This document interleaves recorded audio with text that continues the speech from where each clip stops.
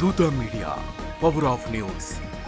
గౌరవ ముఖ్యమంత్రి గారు అధికారంలోకి వచ్చాక తొలి సంతకమేమో మెగా డిఎస్సి మీద పెట్టారు అధ్యక్ష. 6 నెలల్లో డిఎస్సి ఉద్యోగాలు భర్తీ చేస్తామన్నారు అధ్యక్ష. 9 నెలలు అయ్యింది అధ్యక్ష, ఒక్క టీచర్ పోస్ట్ కూడా భర్తీ చేయలేదు అధ్యక్ష. అలాగే తీసుకుంటే గౌరవ మంత్రివర్యులు లోకేష్ గారు జనవరి 1వ తేదీన జాబ్ క్యాలెండర్ ఇస్తామని మంత్రివర్యులు చెప్పడం జరిగింది అధ్యక్ష. క్యాలెండర్ ఇయర్ మారిపోయింది కానీ జాబ్ క్యాలెండర్ మాత్రం ఇవ్వలేదు అధ్యక్ష. అలాగే ప్రభుత్వ ఉద్యోగుల పరిస్థితి, ప్రభుత్వ ఉద్యోగులకి ఏంటంటే 9 నెలల్లో ప్రభుత్వం తాలూకా నిజ స్వరూపం తెలిసిపోయింది అధ్యక్ష. ఎందుకంటే ఒక్క డిఏ కూడా 9 నెలల్లో ఇవ్వలేదు అధ్యక్ష. అసలు ఒక్క డిఏ కూడా ఇవ్వని ఏడాది ఏదైనా ఉందంటే అది ఈ కూటమి ప్రభుత్వంలో ఉన్న ఈ పరిపాలనలోనే అధ్యక్ష. అలాగే అధికారంలోకి రాగానే ఐఆర్ ఇస్తామన్నారు అధ్యక్ష. 9 నెలలు అయింది, 9 పైసలు కూడా ఇవ్వలేదు అధ్యక్ష. ఉద్యోగులకేమో పిఆర్సీ ఇస్తామన్నారు అధ్యక్ష. గతంలో జగన్మోహన్ రెడ్డి గారు వేసిన పిఆర్సీ కమిషన్ చైర్మన్ ఏమో బెదిరించి రాజీనామా చేయించారు అధ్యక్ష. ఇప్పుడు 9 నెలలు అయినా కూడా కొత్త చైర్మన్ ని అపాయింట్ చేయలేదు అధ్యక్ష.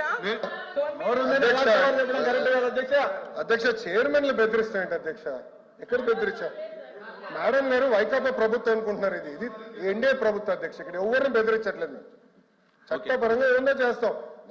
చైర్మన్లు బెదిరించాలంటే ఎట్లా అధ్యక్ష? ఇది సిపిఎస్ రద్దు చేస్తారన్నారు, రద్దు చేశారా చెప్పనండి సార్. సరెండర్లు ఎన్ని పెండింగ్ పెట్టి వెళ్ళారు సార్. పోలీస్ సోదరులు రావాల్సిన సరెండర్ చాలా పెండింగ్ పెట్టారు.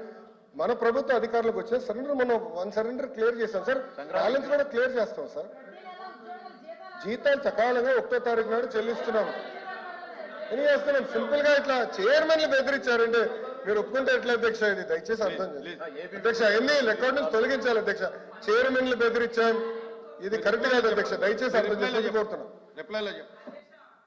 9 నెలల్లో కాంట్రాక్ట్ ఉద్యోగులు, అవుట్ సోర్సింగ్ ఉద్యోగులు రోడ్డెక్కే పరిస్థితి అయితే వచ్చింది అధ్యక్ష. వీటన్నిటి మీద కూడా గవర్నర్ గారు అయితే తన ప్రసంగంలో చెప్పలేదు అధ్యక్ష. అలాగే చంద్రబాబు నాయుడు గారు, పవన్ కళ్యాణ్ గారు వీళ్ళు లేకపోతే మోడీ గారు ప్రభుత్వమే ఉండదు అనేసి పెద్దలందరూ చెప్తూ ఉంటారు అధ్యక్ష. అంటే చాలా మంచి అవకాశం. నేను ఒప్పుకోవట్లేదు. ఐఎమ్ సారీ అధ్యక్ష. No no no no no. ఎవరు చెప్పారు అధ్యక్ష? అది ఎవరు చెప్పారు? ఎవరు చెప్పారమ్మా? ఎవరు చెప్పారు తల్లి? ఎవరు చెప్పారు సార్? అధ్యక్ష, రాష్ట్ర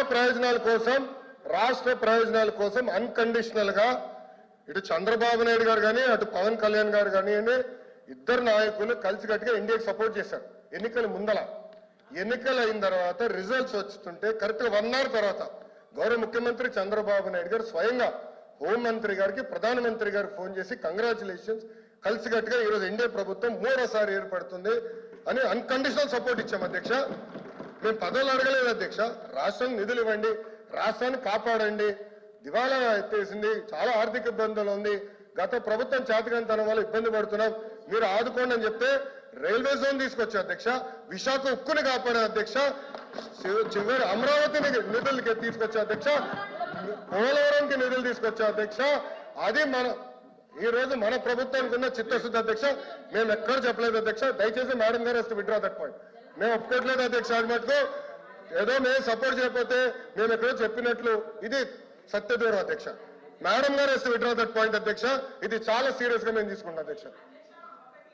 అందరూ అంగీకరించాల్సిన నిజం, మన రాష్ట్రంలో ఉన్న ఎంపీల మీద కేంద్ర ప్రభుత్వం ఆధారపడి ఉంది అనేది నిజం కదండి అధ్యక్ష.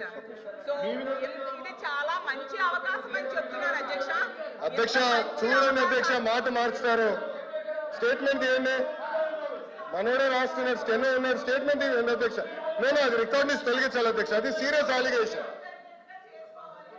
సీరియస్ అలిగేషన్ చేశారు మేడం గారు. మా పైన ఆరోపణలు చేస్తున్నారు. నేను ఎక్కడో స్టేట్మెంట్ ఇచ్చినట్టు మాట్లాడినట్టు ఉంది, లేదా తెలుగుదేశం పార్టీ సభ్యులు ఏదో స్టేట్మెంట్ ఇచ్చినట్టు మాట్లాడారు. కరెక్ట్ కాదు అధ్యక్ష. నో మేడం గారు వస్తే విత్డ్రా దట్ అధ్యక్ష. చాలా స్పష్టంగా అధ్యక్ష మేడం గారు ఏమన్నారంటే మేము ఎక్కడో స్టేట్మెంట్ ఇచ్చినట్టు, మా పైన కేంద్ర ప్రభుత్వం ఆధారపడి ఉంది అని వక్రీకరిస్తూ మేడం గారు స్టేట్మెంట్ ఇచ్చారు అధ్యక్ష. నేను మళ్ళీ చెప్తున్నా, అన్కండిషనల్ సపోర్ట్ చేశాం, రాష్ట్ర ప్రయోజనాల కోసం చేశాం. గత 9 నెలలు పూర్తి చేయలేదు సార్. మీరేమన్నారు అధ్యక్ష? ఒక్క నిమిషం. మీ నాయకులు ఏమన్నారు అధ్యక్ష? పులివెందుల ఎమ్మెల్యే ఏమన్నారు? గతంలో మెడలో ఉంచి ప్రత్యేక హోదా తెస్తాన్నారు. ఏమైంది?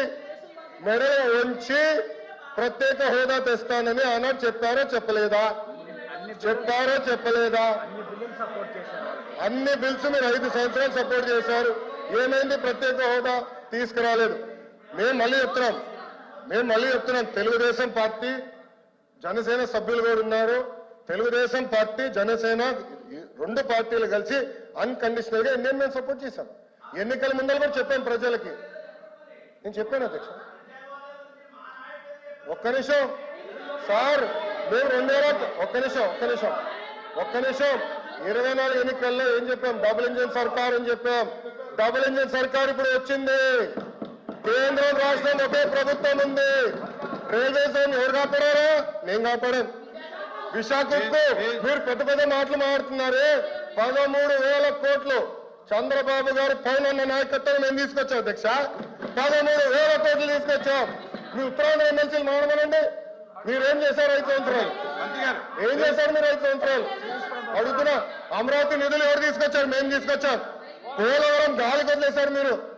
బుల్లెట్ దిగినా అని మీ మంత్రి గారు అడిగారు. ఏమేరైనా పెద్ద మాట్లాడతారు.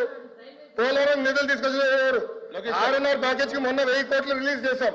నో అధ్యక్ష, ఐఎమ్ ప్రొటెస్టింగ్. మేడం గారు has to withdraw that statement. అది కరెక్ట్ కాదు అధ్యక్ష. I'm sorry. ఓకే, సభ్యులు ఉన్నారని చెప్పొచ్చు, ఐ హావ్ నో ప్రాబ్లం. కానీ ఏదో మేము వాళ్ళని థ్రెటన్ చేస్తున్నట్టు ఏదో మా పైన ఆధారపడే పదం వాడతాం కరెక్ట్ కాదు అధ్యక్ష. మేము ఏనాడో అనలేదు. మా సపోర్ట్ అన్కండిషనల్. రాష్ట్ర ప్రయోజనాల కోసం కేంద్ర ప్రభుత్వాన్ని మేము సపోర్ట్ చేస్తున్నాం. అది చాలా క్లారిటీగా ఉంది అధ్యక్ష. కానీ దయచేసి అది మటుకు రికార్డు తొలగించాలి అధ్యక్ష. హాయ్, నేను మీ RP Patnaik. Please subscribe to Dhoota media. For more updates, please subscribe Dutta Media.